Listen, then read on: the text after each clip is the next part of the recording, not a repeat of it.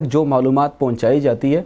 वो ज़्यादातर जो है वो सेकंड हैंड इंफॉर्मेशन होती है या फिर फेक होती है। 90% हम देखते हैं यूट्यूब पर जो इंटरनेशनल पॉलिटिक्स है, जो ब्लॉग्स बनते होते हैं दुनिया के अंदर, उसमें हमें ख़बरें फ़ेक ही मिलती है। हाल ही में एक बहुत बड़ी सियासी तौर पर आलमी तब्दीली सामने आई है तुर्की के हवाले से, चूँकि तुर्की के पॉलिटिक्स में, तुर्की की सियासत में और तुर्की के जो प्रेसिडेंट है रजब तैयब एर्दोगान, उनके हवाले से पाकिस्तान की आवाम और सोशल मीडिया पर बैठे हुए जो लोग हैं, जो यूट्यूब को ऑब्ज़र्व करते हैं या फेसबुक वगैरह देखते हैं, वो इनकी पॉलिटिक्स में, उनके सियासी मंजरनामों में बड़े इंटरेस्टेड होते हैं। और इसी हवाले से एक बहुत ही इम्पॉर्टेंट किस्म का जो है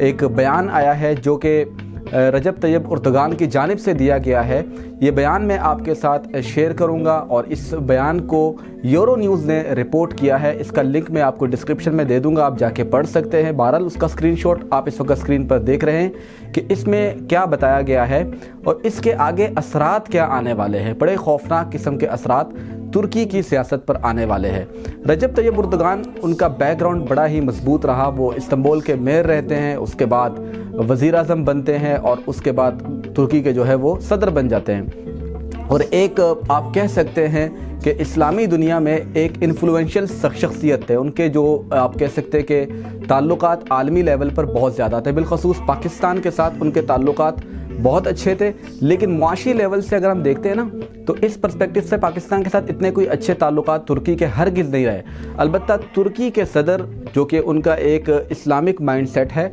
वो पाकिस्तान की आवाम के जज्बात को समझते हैं और उसका एक फ़ायदा भी उठाते हैं। तो मैं ये समझता हूँ कि पाकिस्तान तुर्की ताल्लुकात में पाकिस्तान को अगर कुछ नहीं मिल रहा, लेकिन कम से कम तुर्की को आलमी लेवल पर, सोशल मीडिया की लेवल तक हम देखते हैं कि तुर्की को पाकिस्तान की आवाम की सपोर्ट रही है। और उसकी वजह कोई और नहीं बल्कि उनकी अपनी पर्सनैलिटी है, यानी कि रजब तैयब एर्दोगान जो है उनकी अपनी पर्सनैलिटी है। बाकी कितना कोई इस्लाम तुर्की में है, आपको इस्तांबुल की चंद वीडियोस देखकर अंदाज़ा हो जाएगा। आते हैं इस इम्पोर्टेंट बयान के ऊपर, आपके साथ शेयर करते हैं। कल ही तुर्की के सदर ने एक मजमे से ख़िताब किया, जो मशरक़ी तुर्की है, वहाँ का एक शहर है सैमसन, और वहाँ पर उन्होंने कहा कि अब मैं सियासत से अलहदगी इख्तियार करने वाला हूँ और अगर मैं इलेक्शन जीतता हूँ 2023 में, ये अगर का लफ्ज़ बहुत ही इम्पोर्टेंट है,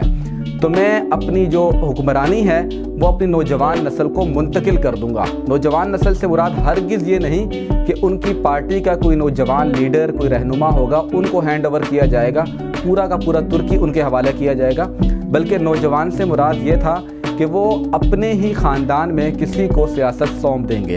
अब इसमें रजब तैयब एर्दोगान जो है, उनके टोटल 4 बच्चे हैं, 2 उनके बेटे हैं और 2 बेटियां हैं। बेटों का नाम जो है वो मैं आपके साथ शेयर करता हूँ, आप तस्वीरें भी इस वक्त स्क्रीन पर देख रहे हैं। अहमद सबसे बड़े बेटे का नाम है। अहमद जो है, हमें आपने देखा हो अगर तैयब एर्दोगान के जो मुलाकातें होती है, इंटरनेशनल जो आलमी जो रहनुमा होते हैं या मीटिंग्स होती है, सेमिनार्स होते हैं, इवन जब पाकिस्तान के रहनुमा से, इमरान खान साहब से या फिर शहबाज शरीफ से उनकी मीटिंग हुई, तो हमें ये अहमद जो है मंजर पर नज़र नहीं आते बिल्कुल भी, ये गायब है मंजर से। लेकिन ये बिज़नेस करते और कामयाब तरीन अपनी एक फर्म चला रहे हैं यूरोप में। इसी तरह दूसरे बेटे का नाम है बिलाल। बिलाल को भी हमने ऑब्ज़र्व किया कि ये भी हमें ख़ास नज़र नहीं आए और उनके वालिद ने इनको सियासत से दूर रखा हुआ और उनके पास किसी किस्म का कोई भी सियासी ओहदा कभी नहीं रहा। शायद वो उसको, अपने बेटे को इस लायक नहीं समझते, या कोई और वजह हो सकती है, उनकी कोई और मसरूफियात भी हो सकती है। इसी तरह अगर हम देखते हैं तीसरी बेटी, उनका नाम है इसरा। इसरा जो है बड़ी इंपॉर्टेंट रोल है, हालांकि आपको ये स्क्रीन पर बहुत कम नज़र आई है रजब तैयब एर्दोगान के साथ या उनकी अहलिया के साथ, या आपको ख़बरों में बहुत कम नज़र आई है। लेकिन इसरा जो है बड़ी इंपॉर्टेंट इनका रोल रहा तुर्की की सियासत में, तुर्की की हुकूमती मामलात में। वो तुर्की की वज़ीर ख़जाना भी रह चुकी है, ये भी एक अहम तरीन ओहदा उनके पास रहा और बड़े बेहतरीन तरीके से शायद वो चला भी रही थी उस ओहदे को, फिर बाद में उनको हटा दिया गया था। बहरहाल इसरा जो है एक इम्पॉर्टेंट की रोल प्ले कर सकती है कि रजब तैयब एर्दोगान के बाद इसरा को जो है सारी हुक्मरानी जो है वो मिल सकती है। इसी तरह चौथी बेटी है जो कि इन तीनों से इंतहाई इम्पॉर्टेंट है, जिनका नाम है सुमैया, जिनकी तस्वीर इस वक्त आप लोग स्क्रीन पर देख रहे हैं। सुमैया जो है वो तुर्की के सदर रजब तैयब एर्दोगान के साथ बहुत ज़्यादा उनकी अटैचमेंट है। हुकूमती मामलात, सियासी मामलात और पार्टी मामलात जो है उसके अंदर उनकी बड़ी इन्वॉल्वमेंट रही है। تو سمیہ کو جب ترکی کے صدر وزیر اعظم تھے 2013-14 میں غالباً، ان کو اس وقت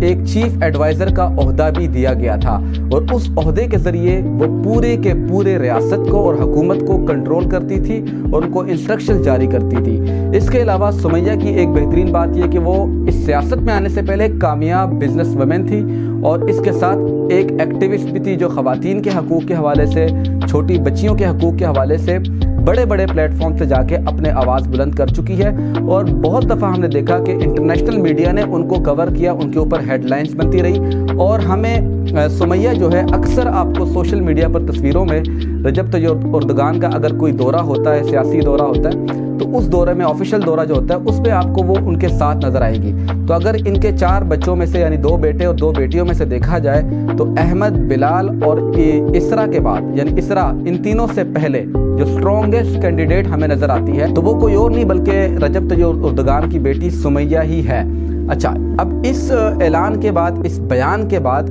ترکی کی عوام کے اندر جو ہے مختلف سوالات جنم لے رہے ہیں۔ ترکی کے میڈیا بھی کوئی اتنا آزاد نہیں ہے، خیر وہاں پہ جو انٹرنیشنل میڈیا ہے وہ اپنی آواز کہیں نہ کہیں اٹھا رہا ہوتا ہے، لیکن ترکی کے عوام بھی پاکستان کے عوام کی طرح ان کے حالات ہیں، ادھر بھی میڈیا کو ایسے ہی دبایا جاتا ہے۔ تو سمیہ کے حوالے سے یا اسرا یا اس بیان کے حوالے سے کہ طیب اردگان نے یہ کہا کہ اگر میں جیت جاتا ہوں تو میں اپنی حکومت اور حکومتی معاملات اپنی ینگ جنریشن کو جو ہے ہینڈ اوور کر دوں گا، ان کے حوالے کر دوں گا۔ اس حوالے سے جو پارٹی کے اندر سوالات اٹھنا شروع ہو گئے کہ پارٹی کے اندر لوگ جو ہے وہ بیان دے رہے ہیں کہ اب کیا یہ ایک موروثی خاندان، ایک ہی جس طرح پاکستان کے اندر ہم دیکھتے ہیں کہ میاں نواز شریف سے شہباز شریف، پھر حمزہ شہباز، مریم نواز، ابھی جنید صفدر کو بھی لیڈر بنا دیا جائے گا۔ اسی طرح بھٹو خاندان میں اگر ہم دیکھتے ہیں کہ ذوالفقار علی بھٹو، نصرت بھٹو، بےنظیر بھٹو اور پھر بلاول بھٹو، اور اس کے بعد اب بلاول کا جو بانجا ہوا ہے ایون اس کو بھی اب لیڈر بنا کے پیش کیا جائے گا۔ عمران خان نے اس چیز کو جو ہے مذمت کی، اس چیز کو ہائی لائٹ کرنے کی کوشش کی، لیکن وہ اس میں کامیاب نہیں ہو سکے۔ اسی طرح ترکی کی جو پارٹی ہے، جو جس پارٹی کو ریپرزینٹ کرتے ہیں رجب طیب اردگان، ان کی پارٹی کے اندر کے جو لوگ ہیں، جو اہم ترین رہنما ہیں، جو 20-30 سال سے اٹیچڈ ہیں ان کے ساتھ، جو سمجھتے ہیں کہ اب ہمارا حق ہے، ہمیں صدر کے کرسی کے اوپر جو ہے بٹھانا چاہیے، وہ لوگ سوالات اٹھا رہے ہیں۔ دوسرا اہم ترین سوال جو ہے، جو اہم ترین ایشو جو کھڑا ہو چکا ہے وہ اسرائیل کے حوالے سے کہ حال ہی میں آپ نے دیکھا ہے کہ ترکی نے اکانومی خراب ہونے کے بعد کچھ ایسے اقدامات لیے جو امریکہ کو پسند آئے ہیں، جیسا کہ سب سے بڑا قدم انہوں نے یہ لیا کہ ترکی نے اسرائیل کے ساتھ تعلقات کو نہ صرف بحال کیا، ان کے ساتھ مذاکرات کیا، ان کے ساتھ ٹیبل ٹاک کیا، اور اس کے علاوہ ترکی استنبول کے اندر جو فلسطین کی ایمبیسی ہے وہ بھی اسرائیل کی جو ایمبیسی ہے اس کو بھی وہاں پر کھولا گیا ہے۔ تو جو اسلامک مائنڈ سیٹ کے جو لوگ ہیں ان کی پارٹی میں، اور یہ بات سب کو پتہ ہی ہے کہ مذہب کارڈ کے اوپر ہی رجب طیب اردگان نے ہمیشہ سے سیاست کی اور ان کو کامیابی ملی ہے۔ تو جو مذہبی لوگ ہیں وہ تو بالکل بھی یہ نہیں چاہتے کہ ایسا کبھی ہو، تو ان لوگوں کا اب یہ خیال ہے کہ چونکہ سمیہ جو ہے وہ بھی آلریڈی جو آفیشیل میٹنگز ہو رہی تھی اسرائیل کے ساتھ ترکی کی، رجب طیب اردگان یا ان کے وزیر خارجہ اس میٹنگ میں اگر ہوتے تھے تو سمیہ بھی اس میٹنگ میں ہوا کرتی تھی، تو لہٰذا سمیہ کا جھکاؤ جو ہے وہ امریکہ اور اسرائیل کی طرف سے ہے، تو اس سے یہ ہے کہ ہم لوگوں کو خطرہ ہوگا۔ تو اس قسم کے جو سوالات ہیں وہ ان کی پارٹی کے اندر اور ان کی جو اپوزیشن پارٹیز ہیں وہ اٹھا رہے ہیں کہ جناب یہ خاندان اب ملک کو اسرائیل کے حوالے کر دے گا یا امریکہ کے حوالے کر دے گا، اور یہ خاندان جناب حکومت کے جو اہم ترین عہدے ہیں، صدر، وزیر اعظم کے عہدے جو ہے وہ اپنے خاندان کے اندر رہ کر ہی بانٹنا چاہتے ہیں، مل بیٹھ کر کھا رہے ہیں، اور عام لوگوں کو، عام رہنماؤں کو جو کئی سالوں سے ان کے ساتھ منسلک ہے ان کو کچھ نہیں دیا جا رہا۔ اس معاملے کے اوپر آپ لوگوں کی جو بھی رائے ہو آپ لوگ کمنٹ سیکشن میں اپنی رائے کا اظہار ضرور کر سکتے ہیں۔ اگر آپ نے یہ خبر مکمل تفصیل کے ساتھ پڑھنی ہو تو لنک ڈسکرپشن میں نے دے دیا ہے، یورو نیوز کا لنک ہے، آپ جا کر کھول کر اس کو پڑھ سکتے ہیں، آپ کو تمام تر معلومات مل جائے گی، آپ اس کو اردو میں بھی ٹرانسلیٹ کر سکتے ہیں۔ کمنٹ سیکشن میں اپنی رائے کا اظہار ضرور کریں، اس چینل کو سبسکرائب کریں۔ اگلی ویڈیو تک کے لیے مجھے اجازت دیجیے، اللہ حافظ۔